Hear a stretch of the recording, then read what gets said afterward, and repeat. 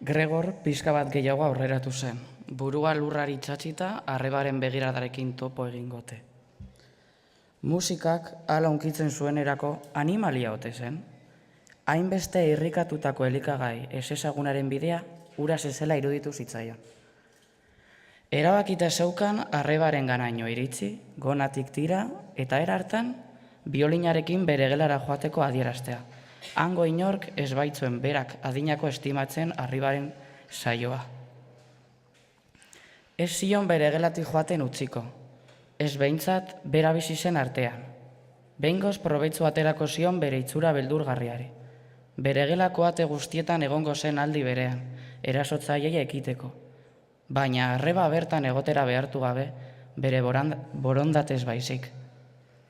Arreba beraren ondoan eseri, belarria beraren gana makurtuta, eta Gregorrek aitortu zion kontserbatorea bidaltzeko asmoa sendoa izan zuela.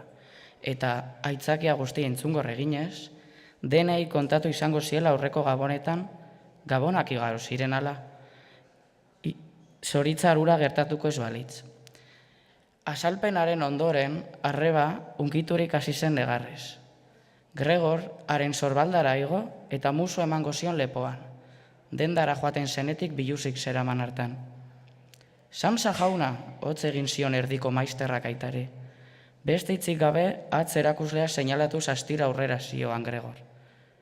Biolina isildu, erdiko maizterrak buruari eraginez bere lagunei irribarre egin, eta berriro begiratu zion Gregor.